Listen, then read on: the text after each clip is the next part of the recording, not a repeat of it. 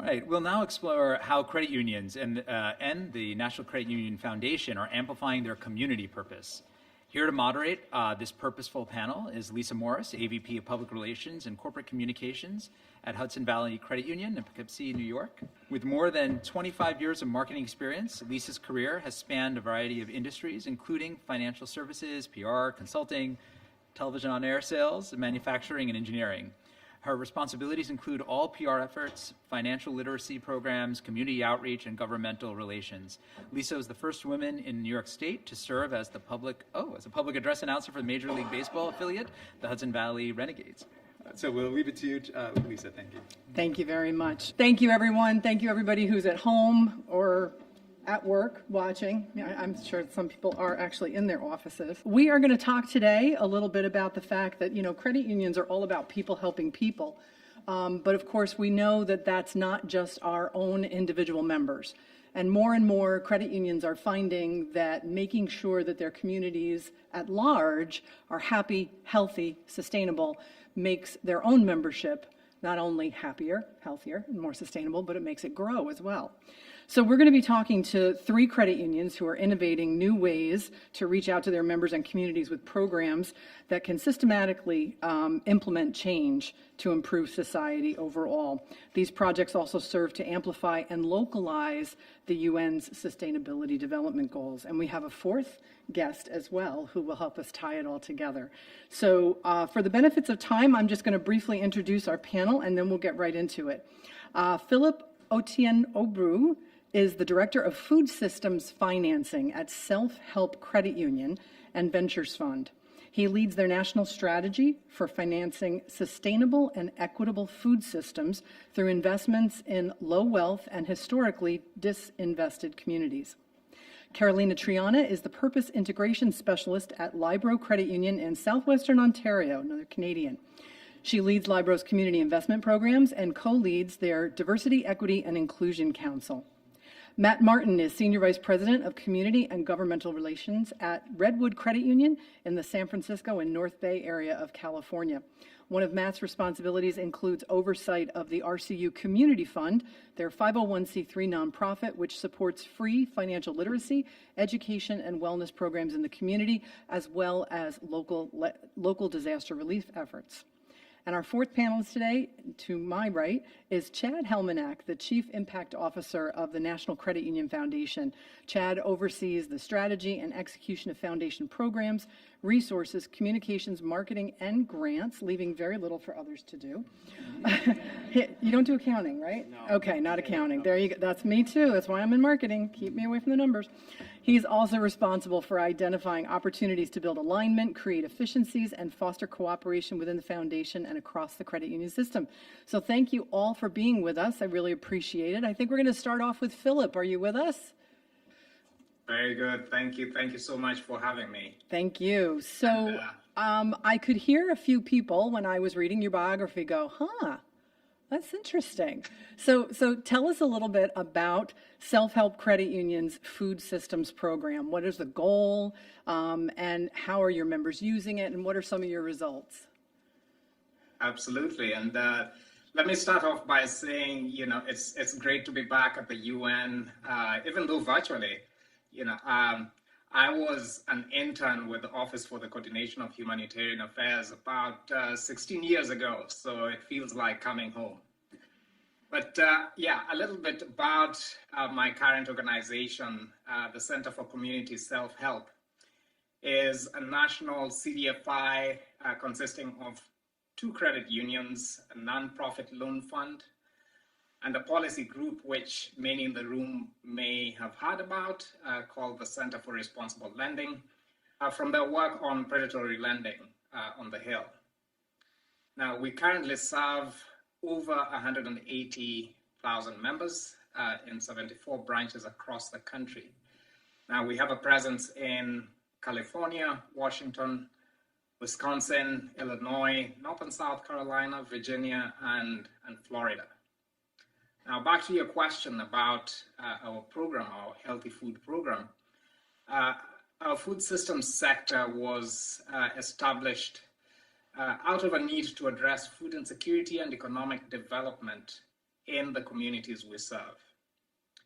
Now, we think of our work through a systems-based approach, so tackling both access to capital and policy development or advocacy to ensure that our members and their communities have access to healthy, sustainable, produced food.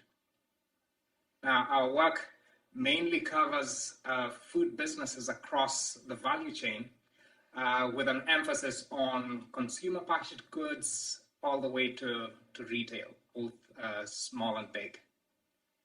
If you think about it, food is one of those areas that's cross-cutting and intersects with more than one sustainable development goal. So whereas SDG 2 is the obvious link into our food systems, looking at addressing hunger and supporting food security and sustainable agriculture, we see food businesses as an important catalyst as well for economic growth and employment, so SDG 8, or ensuring health and wellness in communities, SDG 3, sustainable consumption and production, SDG 12, and of course SDG 13 all the way to 15, which are directly linked to our extractive role in the environment. Now, a lot of our work in food has actually focused on the hardest hit communities. Now, you alluded to, our scope of work at the beginning there. These would be Black and brown communities where people just like me do not have access to healthy food, or at least it's not easy access. So in this regard, we have provided capital to retail grocery stores in underserved neighborhoods, supported healthy food businesses owned and operated by people of color, and created financial products that provide patient capital to businesses serving low wealth and rural communities. Now, we have had this success, and we've been able to amplify our community impact through partnerships with private philanthropic organizations, as well as local, state, and federal government support. And I'll give some examples here. For instance, we deployed over $30 million to support food businesses through the pandemic in the federal PPP loan program, forgivable loans. And through the Healthy Food Finance Initiative, we are able to provide direct lending support to healthy food business retail in food insecure communities. And on the private side, we've been able to partner with private philanthropic organizations to deliver PRI. A recent example is $2 million that we were able to deploy as low fixed rate loans to Black-owned restaurants in Chicago. Now, on the policy front, we are advocating for greater support for Black and brown farmers, and we are asking Congress to require GSE, the Farm Credit System, to set aside some of their annual profits to provide grants supporting equitable and sustainable food systems initiatives, including support for farmers of color. Now, Congress actually requires housing GSEs, Fannie Mae, Freddie Mac, and the Federal Home Loan Bank, to grant back some of their annual profits to support various entities.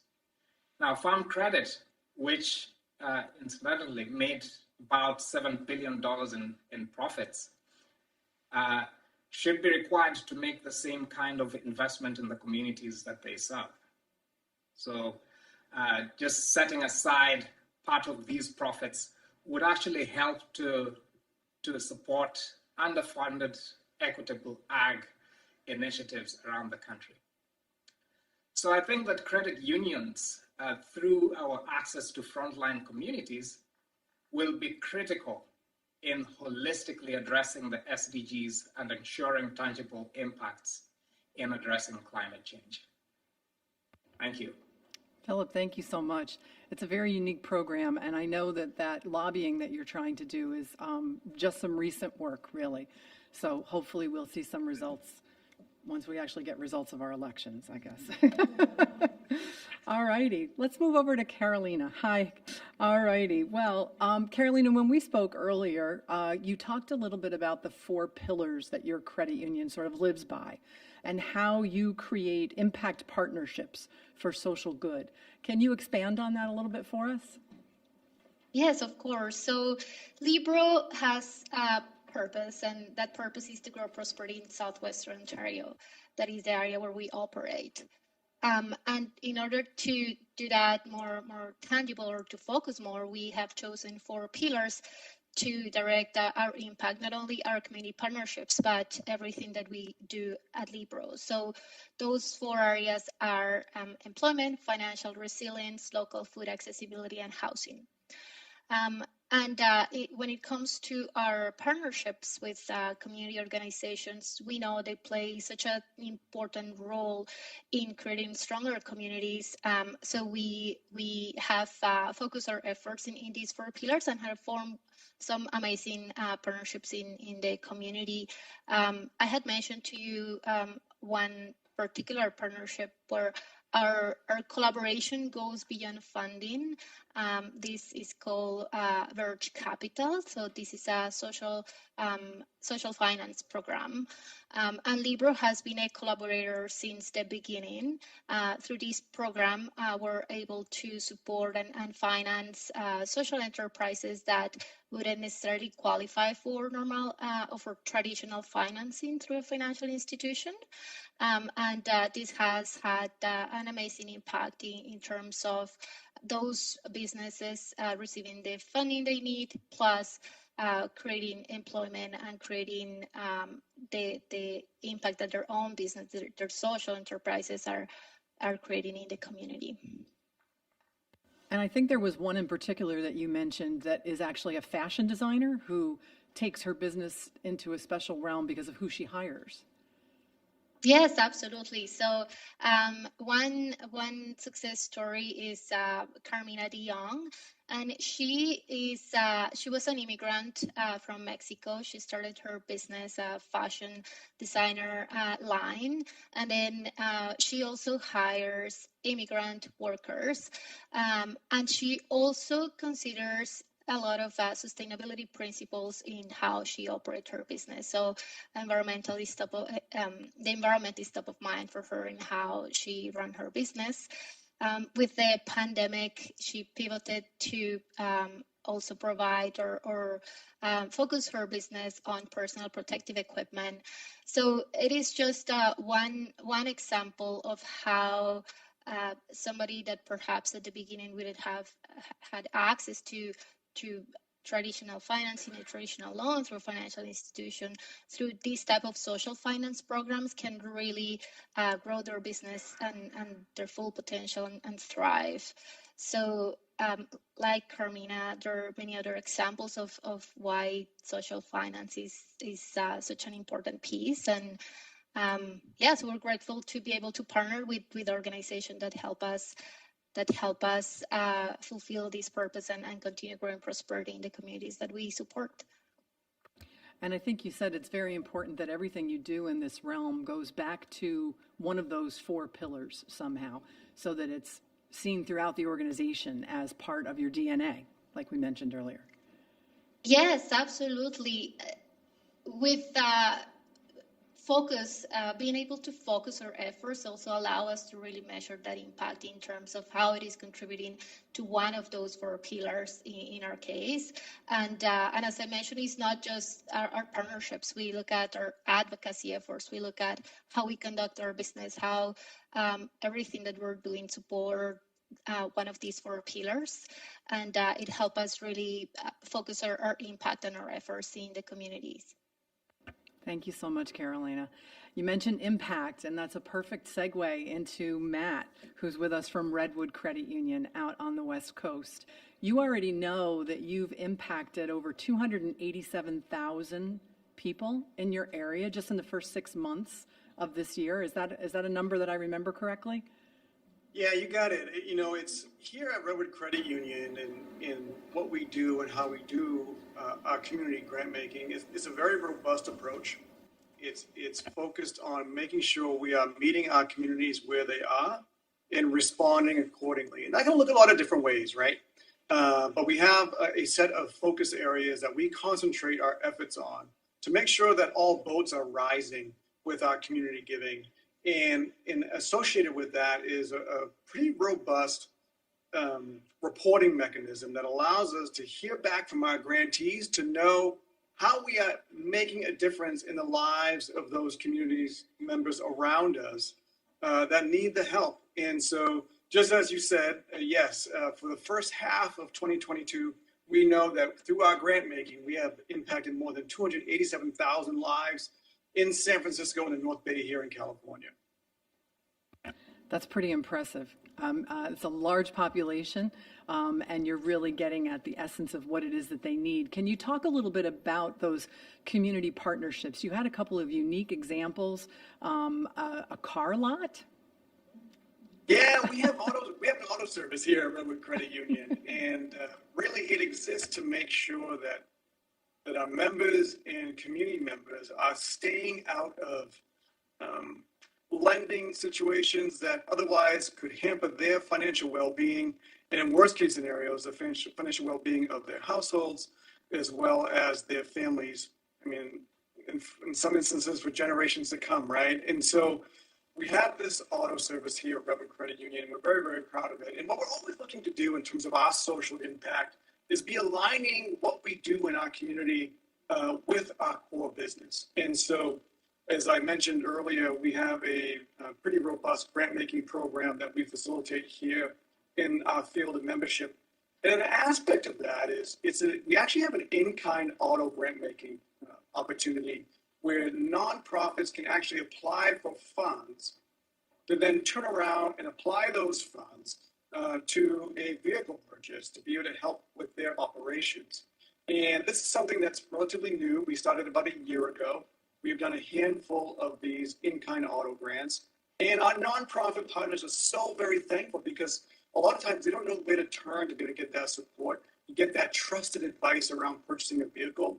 And we have this organizational partner here in the North Bay in Marin County, where we just recently provided them a grant. They got their new van. It was just a few weeks ago now. In fact, our team members are going out to take a photo with the van and their staff on Wednesday. And this van is going to be used to help move kids and students around after school hours, right?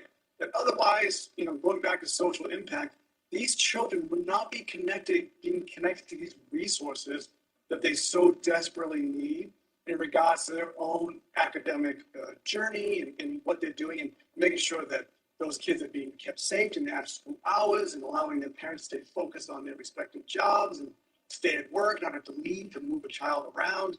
And so a lot of different aspects of social impact, but it's definitely an innovation around our community grant making that we're really, really excited about. Another one just comes to mind. We've been very active since 2015 in the disaster relief space in regards to our social impact here at Redwood Credit Union. And over the years, particularly in 2017, we needed to respond to a pretty significant wildfire event in our respective area. 4 counties were impacted, thousands of people. In fact, basically in a night, over 5,000 homes were lost in relation to what was called the Tubbs fire at that time.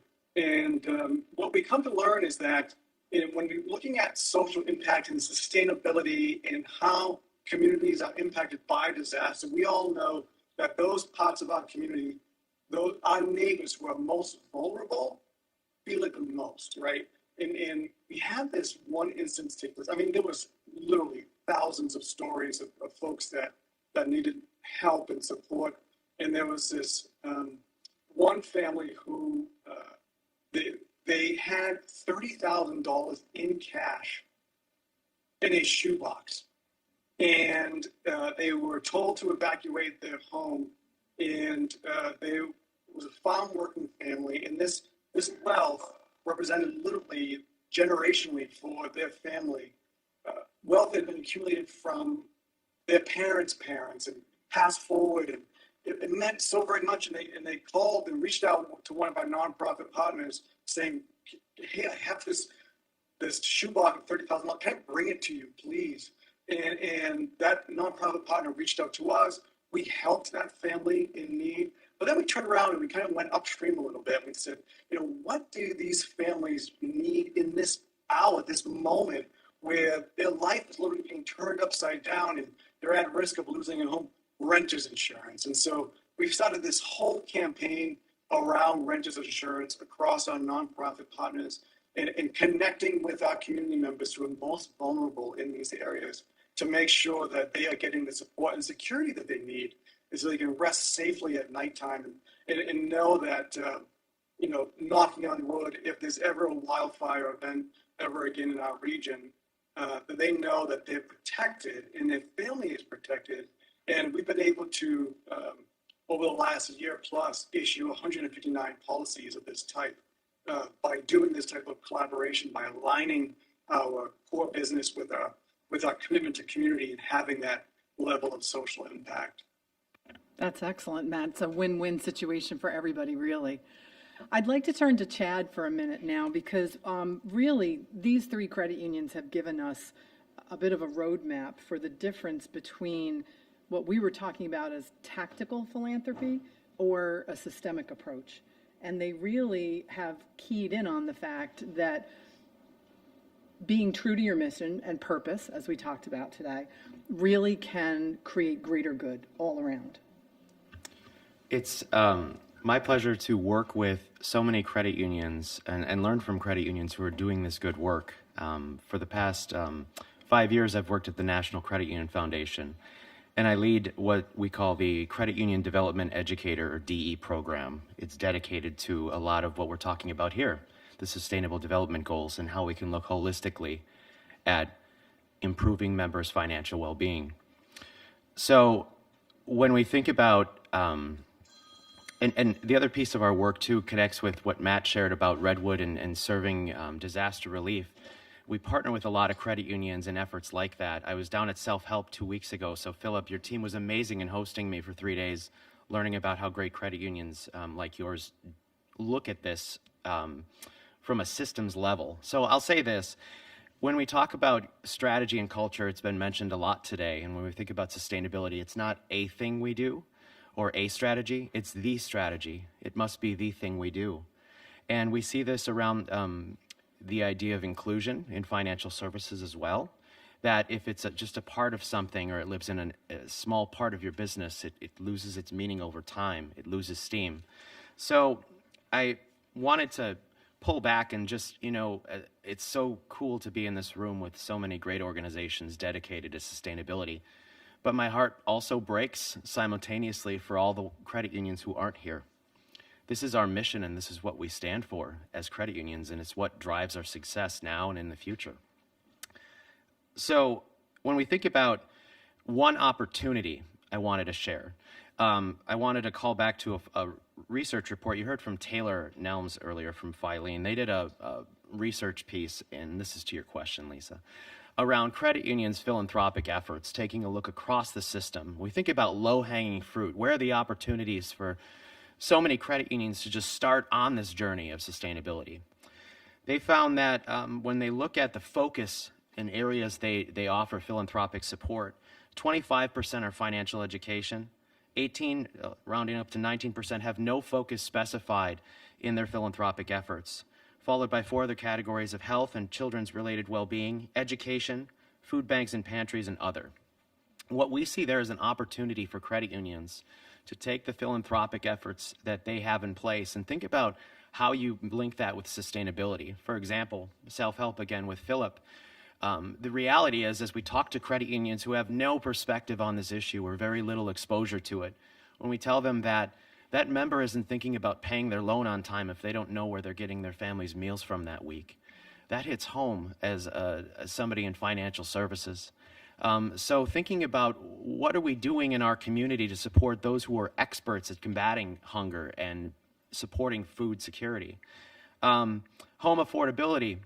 not just in terms of thinking about it from a financial services lens, that it's about mortgages, but it's really about making sure that people can afford to live in the areas that we serve, including our employees as well.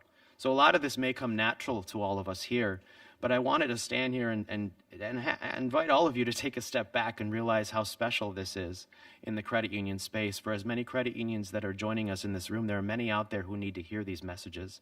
And I want to take a moment to shout out to our friends at the Credit Union Association of New Mexico sitting over here who have 3 employees. They're on their own sustainability journey, but they really see their opportunity here to spread this message farther and wider to make sure that next year when we have this, there's more people here. So I'm really trailing off from your question, Lisa, but I wasn't sure No, you're doing really well. how much time I was going to have to speak, so I thought I'd get it all in. That's good. No, And that's try to- perfect. That's yeah, perfect. yeah. One thing though, can you tell us a little bit about how the foundation can help with this journey with credit unions? Sure. So how we're helping is through an education. I mentioned the DE program. We're also putting dollars behind these ideas. Right now, we just closed grant cycles on 2 programs, one in partnership with Inclusive around financial empowerment, and another one donating or dedicating $100,000 to credit unions specific to efforts around fighting hunger. There are credit unions out there who are doing good work, building food pantries in their own offices to help their employees through hardship, and partnering in the community with food pantries and banks. So we put dollars behind that. And we want to share best practice. We see ourselves as a center point for this. And I also applaud UNFCU and OAS FCU for helping to create these kinds of places where we can share ideas as cooperatives should. So that's how we see our role in putting dollars into the market, helping credit unions create good models that work, that are sustainable, and educating more on these issues. All right, thank you very much. So thank you very much to all of our panel, Philip, Carolina, Matt, Chad. I really appreciate it. I'm sure each of us are on LinkedIn if you would like to reach out and continue the conversation. Thank you very much for inviting us. And I vote next year we all come to Brazil.